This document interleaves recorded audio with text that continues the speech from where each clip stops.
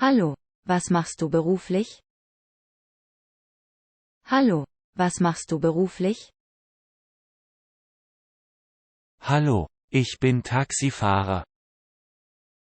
Hallo, ich bin Taxifahrer.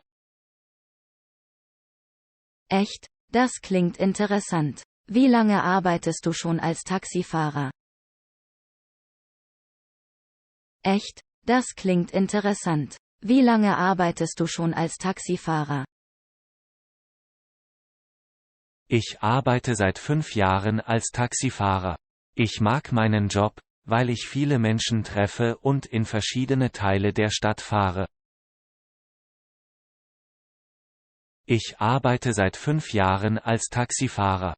Ich mag meinen Job, weil ich viele Menschen treffe und in verschiedene Teile der Stadt fahre. Ich verstehe. Bist du oft beschäftigt? Ich verstehe. Bist du oft beschäftigt? Ja, ich bin oft beschäftigt, besonders während der Stoßzeiten. Aber ich bin es gewohnt und ich habe auch ein bequemes Auto. Ja, ich bin oft beschäftigt, besonders während der Stoßzeiten. Aber ich bin es gewohnt und ich habe auch ein bequemes Auto. Das ist gut zu wissen. Arbeitest du auch nachts? Das ist gut zu wissen. Arbeitest du auch nachts? Ja, ich arbeite auch nachts. Aber ich bin vorsichtig und ich achte auf meine Sicherheit. Das ist gut. Danke, dass du uns über deinen Job erzählt hast. Das ist gut. Danke, dass du uns über deinen Job erzählt hast.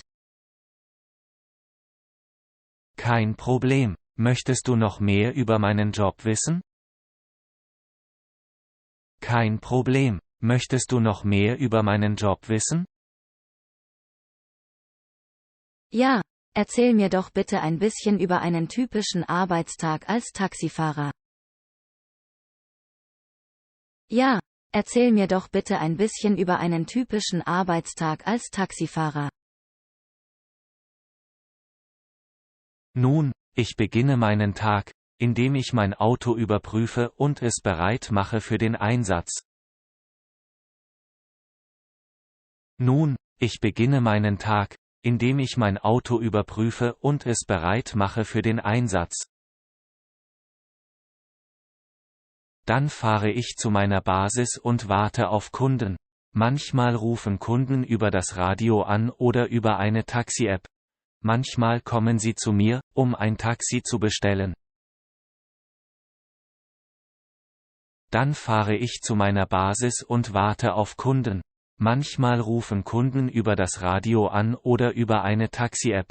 Manchmal kommen sie zu mir, um ein Taxi zu bestellen. Und wohin fährst du die Kunden normalerweise? Und wohin fährst du die Kunden normalerweise?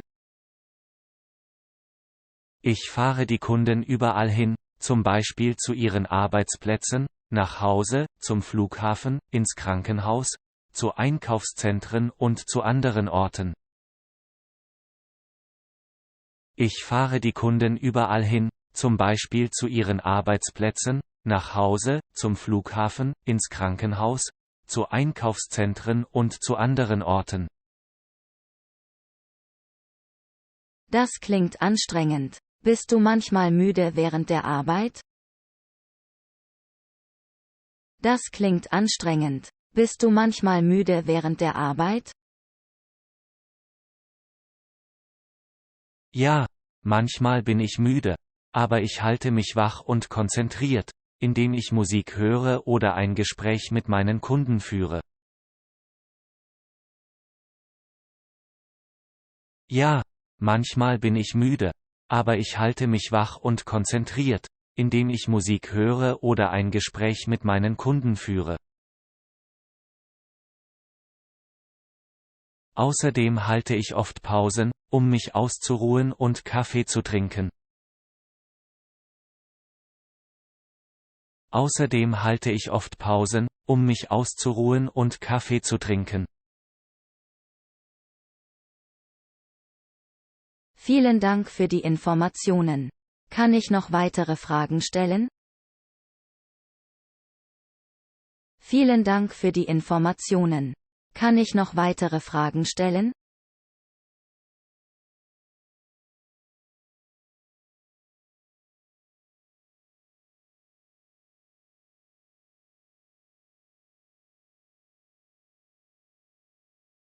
Hallo, was machst du beruflich? Hallo, was machst du beruflich? Ich bin Arzt. Ich bin Arzt. Wow, das ist wirklich interessant. Was genau machst du als Arzt? Wow, das ist wirklich interessant. Was genau machst du als Arzt? Als Arzt behandle ich Patienten und versuche, ihre Gesundheitsprobleme zu lösen.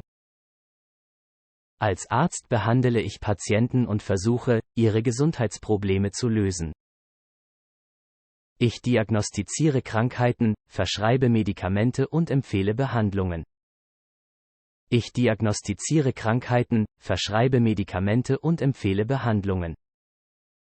Kannst du einen normalen Arbeitstag als Arzt beschreiben? Kannst du einen normalen Arbeitstag als Arzt beschreiben? Ein normaler Arbeitstag als Arzt beginnt normalerweise früh am Morgen.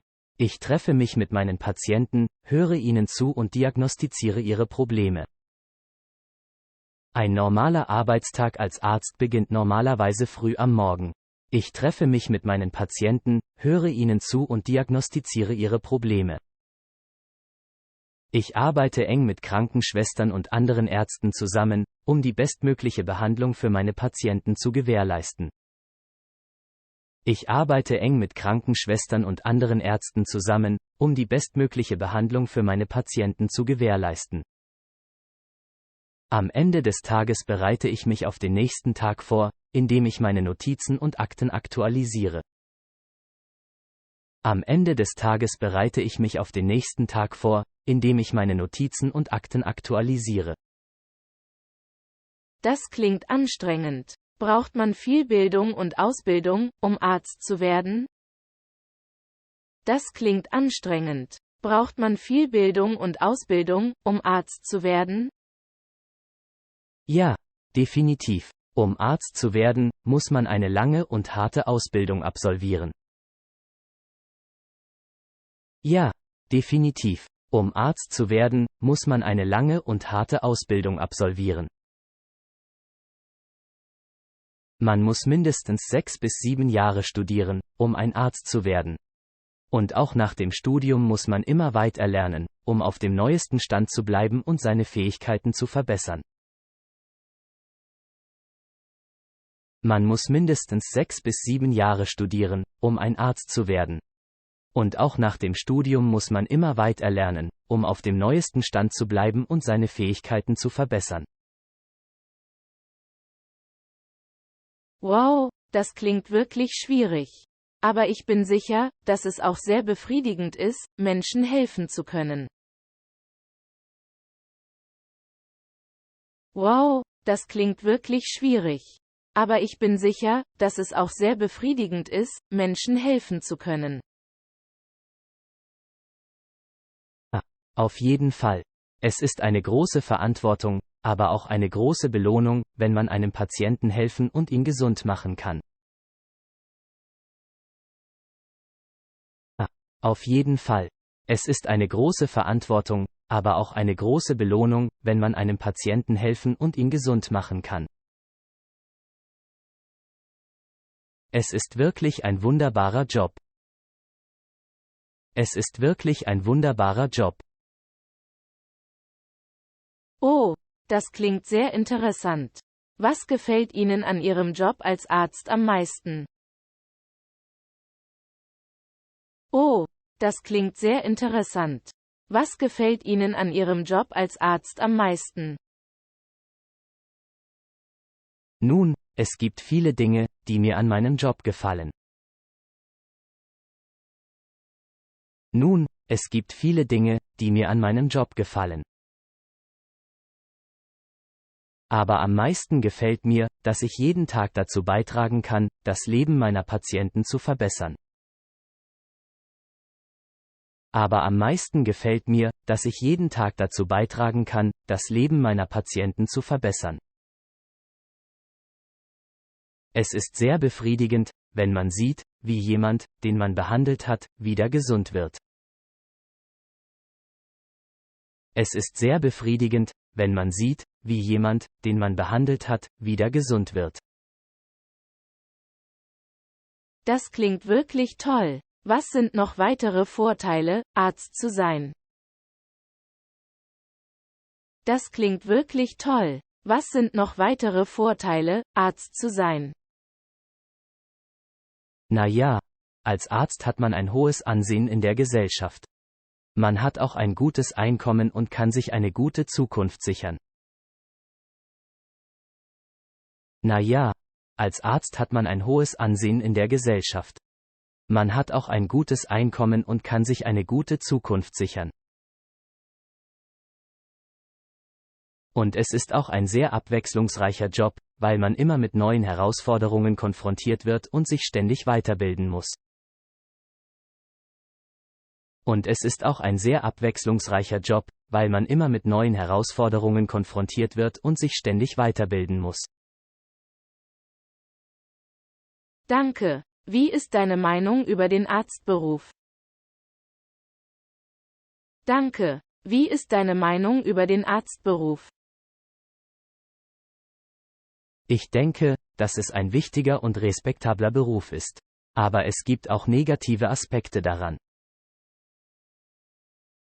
Ich denke, dass es ein wichtiger und respektabler Beruf ist. Aber es gibt auch negative Aspekte daran. Ja, das stimmt. Was sind für dich die schlechten Aspekte des Arztberufs? Ja, das stimmt. Was sind für dich die schlechten Aspekte des Arztberufs? Einer der schlechten Aspekte ist der hohe Druck und die Verantwortung. Als Arzt muss man oft schwerwiegende Entscheidungen treffen und ist für das Wohl der Patienten verantwortlich. Einer der schlechten Aspekte ist der hohe Druck und die Verantwortung. Als Arzt muss man oft schwerwiegende Entscheidungen treffen und ist für das Wohl der Patienten verantwortlich. Das stimmt. Und was noch? Das stimmt. Und was noch? Ein weiterer schlechter Aspekt ist die Arbeitsbelastung. Ärzte arbeiten oft lange Stunden, inklusive Nachtdienste und Wochenenden, was ihre Arbeit-Lebensbalance beeinträchtigt. Ein weiterer schlechter Aspekt ist die Arbeitsbelastung. Ärzte arbeiten oft lange Stunden, inklusive Nachtdienste und Wochenenden, was ihre Arbeit-Lebensbalance beeinträchtigt. Ja, das ist auch wahr. Und was noch? Ja, das ist auch wahr. Und was noch?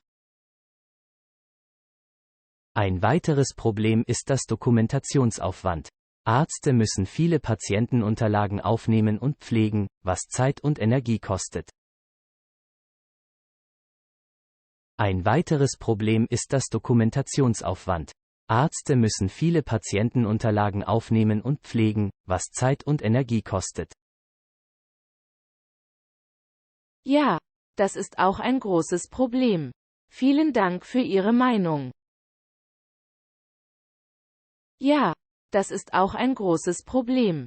Vielen Dank für Ihre Meinung. Ich denke, dass der Arztberuf sowohl positive als auch negative Aspekte hat.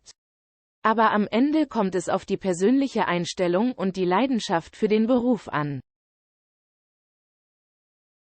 Ich denke, dass der Arztberuf sowohl positive als auch negative Aspekte hat. Aber am Ende kommt es auf die persönliche Einstellung und die Leidenschaft für den Beruf an.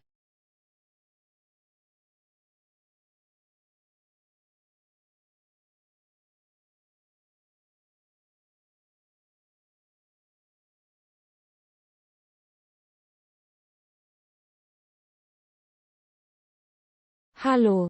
Was machst du beruflich? Hallo. Was machst du beruflich? Ich bin Pilot. Ich fliege Passagierflugzeuge.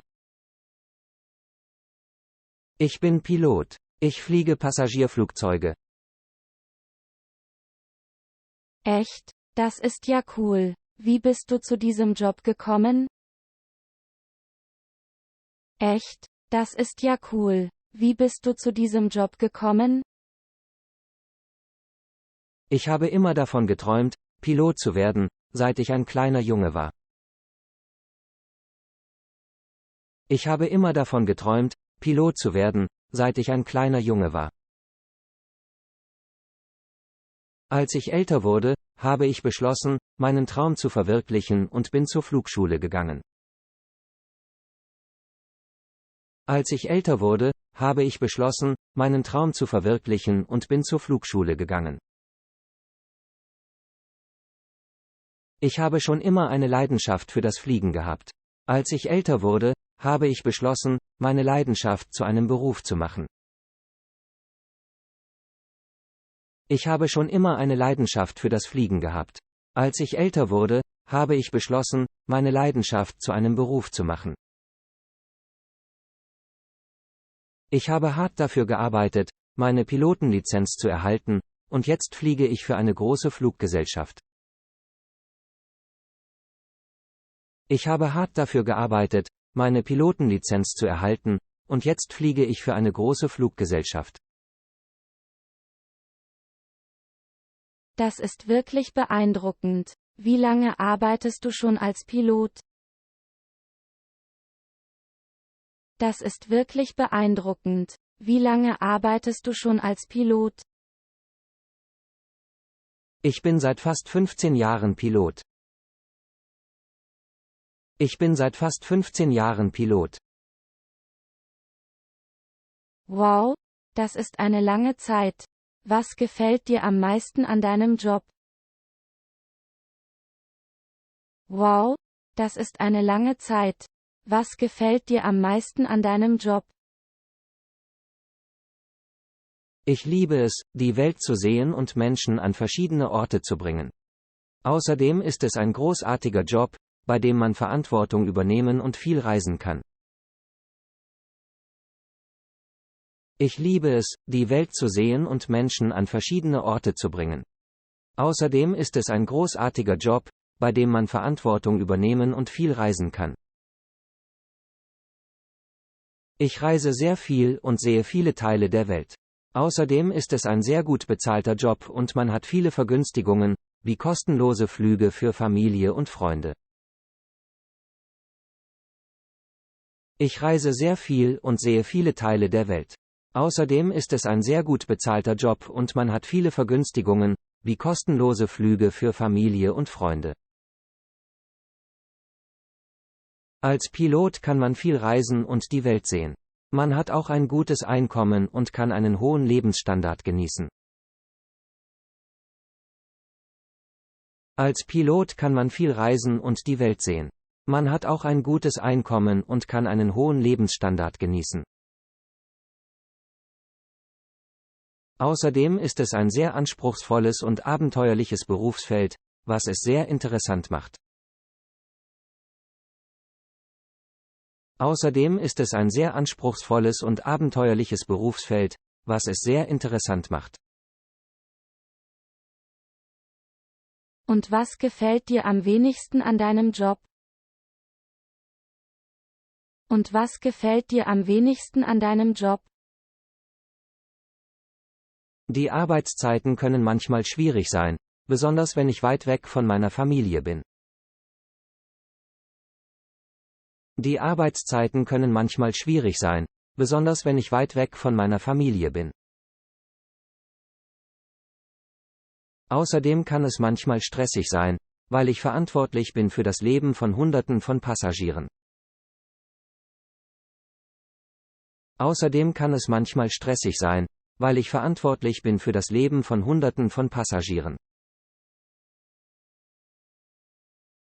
Und man muss auch bereit sein, zu jeder Tages- und Nachtzeit zu arbeiten. Manchmal kann es auch anstrengend sein, weil man lange Flüge hat und sich an verschiedene Zeitzonen anpassen muss. Und man muss auch bereit sein, zu jeder Tages- und Nachtzeit zu arbeiten. Manchmal kann es auch anstrengend sein, weil man lange Flüge hat und sich an verschiedene Zeitzonen anpassen muss. Kannst du mir sagen, was man tun muss, um ein Pilot zu werden? Kannst du mir sagen, was man tun muss, um ein Pilot zu werden? Um ein Pilot zu werden, muss man eine Pilotenausbildung abschließen und eine bestimmte Anzahl an Flugstunden absolvieren. Um ein Pilot zu werden, muss man eine Pilotenausbildung abschließen und eine bestimmte Anzahl an Flugstunden absolvieren. Man kann eine Schule besuchen, die Pilotenausbildungen anbietet, oder man kann direkt bei einer Fluggesellschaft arbeiten und dort eine Ausbildung erhalten. Und was sind die Voraussetzungen für eine Pilotenausbildung? Und was sind die Voraussetzungen für eine Pilotenausbildung? Die Voraussetzungen sind ein guter Gesundheitszustand, ein gültiger Schulabschluss und eine bestimmte Augenkorrektur. Die Voraussetzungen sind ein guter Gesundheitszustand, ein gültiger Schulabschluss und eine bestimmte Augenkorrektur. Außerdem müssen Piloten über ein gutes Reaktionsvermögen und gute Kommunikationsfähigkeiten verfügen. Außerdem müssen Piloten über ein gutes Reaktionsvermögen und gute Kommunikationsfähigkeiten verfügen. Vielen Dank für die Informationen. Ich werde mich jetzt weiter informieren.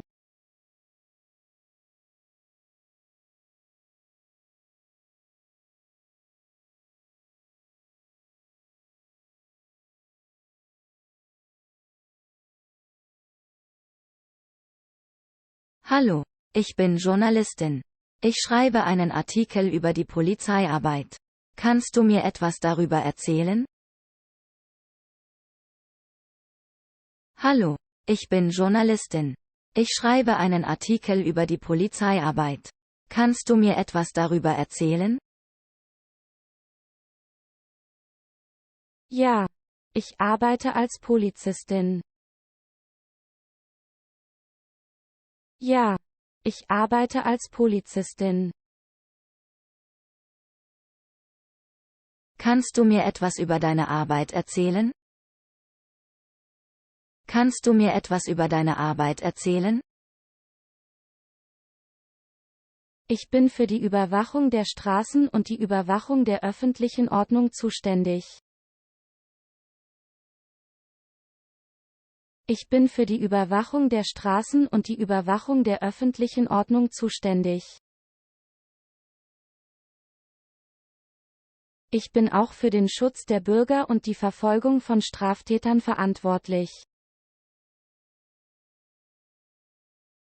Ich bin auch für den Schutz der Bürger und die Verfolgung von Straftätern verantwortlich. Wie ist es, als Polizist zu arbeiten? Wie ist es, als Polizist zu arbeiten? Es ist ein anspruchsvoller Job. Man muss fit und bereit sein, sich jederzeit in gefährliche Situationen zu begeben. Es ist ein anspruchsvoller Job. Man muss fit und bereit sein, sich jederzeit in gefährliche Situationen zu begeben. Aber es ist auch sehr befriedigend, wenn du weißt, dass du hilfst, die Gesellschaft sicherer zu machen. Aber es ist auch sehr befriedigend, wenn du weißt, dass du hilfst, die Gesellschaft sicherer zu machen. Was sind die Herausforderungen bei der Arbeit als Polizistin? Was sind die Herausforderungen bei der Arbeit als Polizistin? Eine der größten Herausforderungen ist es, mit gewalttätigen Situationen umzugehen. Eine der größten Herausforderungen ist es, mit gewalttätigen Situationen umzugehen. Man muss auch bereit sein, Entscheidungen in sehr kurzer Zeit zu treffen und sich gegen Bedrohungen zu schützen. Man muss auch bereit sein, Entscheidungen in sehr kurzer Zeit zu treffen und sich gegen Bedrohungen zu schützen. Es ist auch wichtig, gut mit den Menschen zusammenzuarbeiten, um effektiv zu sein. Es ist auch wichtig, gut mit den Menschen zusammenzuarbeiten, um effektiv zu sein. Was ist das Schwierigste an diesem Job? Was ist das Schwierigste an diesem Job? Eine der größten Schwierigkeiten kann es sein, mit gefährlichen und emotional belastenden Situationen umzugehen, wie zum Beispiel bei einem Verbrechen oder einem Unfall. Eine der größten Schwierigkeiten kann es sein, mit gefährlichen und emotional belastenden Situationen umzugehen, wie zum Beispiel bei einem Verbrechen oder einem Unfall. Es ist auch eine Herausforderung, objektiv zu bleiben und fair zu handeln, wenn man mit Konflikten und schwierigen Entscheidungen konfrontiert wird. Es ist auch eine Herausforderung, objektiv zu bleiben und fair zu handeln, wenn man mit Konflikten und schwierigen Entscheidungen konfrontiert wird. Darüber hinaus kann es anstrengend sein, regelmäßig Schichten zu arbeiten und bereit zu sein, jederzeit zu reagieren, wenn es notwendig ist. Darüber hinaus kann es anstrengend sein, regelmäßig Schichten zu arbeiten und bereit zu sein, jederzeit zu reagieren, wenn es notwendig ist. Oh, das ist interessant. Was sind die Vorteile dieses Jobs? Oh, das ist interessant. Was sind die Vorteile dieses Jobs? Na ja, ich denke, dass es eine sehr verantwortungsvolle Arbeit ist und man die Chance hat, einen positiven Einfluss auf die Gesellschaft zu haben. Na ja, ich denke, dass es eine sehr verantwortungsvolle Arbeit ist und man die Chance hat, einen positiven Einfluss auf die Gesellschaft zu haben. Außerdem bietet es die Möglichkeit, immer wieder neue Herausforderungen zu meistern und sich weiterzuentwickeln.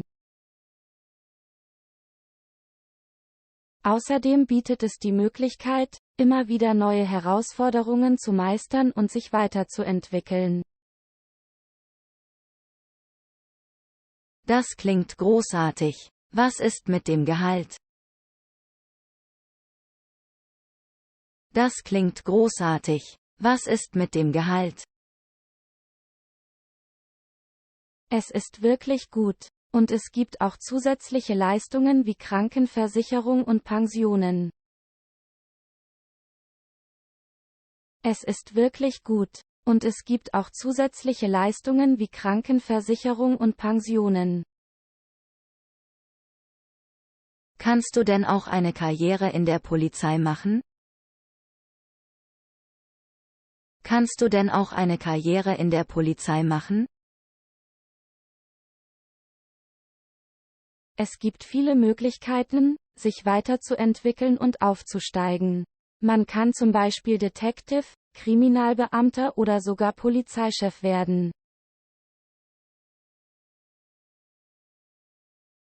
Es gibt viele Möglichkeiten, sich weiterzuentwickeln und aufzusteigen. Man kann zum Beispiel Detective, Kriminalbeamter oder sogar Polizeichef werden. Das klingt wirklich großartig. Ich habe Respekt vor dem, was ihr tut. Das klingt wirklich großartig. Ich habe Respekt vor dem, was ihr tut. Danke. Das bedeutet mir viel. Es ist ein wichtiger und anspruchsvoller Job. Danke. Das bedeutet mir viel. Es ist ein wichtiger und anspruchsvoller Job. Aber es ist auch sehr befriedigend, wenn man weiß, dass man einen positiven Unterschied machen kann.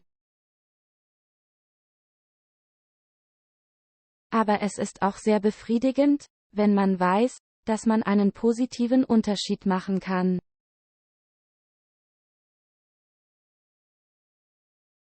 Vielen Dank für die Informationen. Ich werde mich jetzt weiter informieren, wie kann man Polizei werden? Vielen Dank für die Informationen. Ich werde mich jetzt weiter informieren, wie kann man Polizei werden? Um Polizist zu werden, muss man zuerst die Voraussetzungen erfüllen. Um Polizist zu werden, muss man zuerst die Voraussetzungen erfüllen. Das bedeutet in der Regel, dass man einen mittleren Bildungsabschluss haben muss und mindestens 18 Jahre alt sein muss. Das bedeutet in der Regel, dass man einen mittleren Bildungsabschluss haben muss und mindestens 18 Jahre alt sein muss. Okay, das hört sich gut an. Was muss ich als nächstes tun? Okay, das hört sich gut an. Was muss ich als nächstes tun? Als nächstes musst du dich bei einer Polizeischule bewerben und den Eignungstest bestehen. Als nächstes musst du dich bei einer Polizeischule bewerben und den Eignungstest bestehen. Der Eignungstest beinhaltet in der Regel eine schriftliche Prüfung, eine körperliche Prüfung und ein Assessment Center. Der Eignungstest beinhaltet in der Regel eine schriftliche Prüfung, eine körperliche Prüfung und ein Assessment Center. Das klingt anspruchsvoll. Vielen Dank für die Informationen. Das klingt anspruchsvoll. Vielen Dank für die Informationen.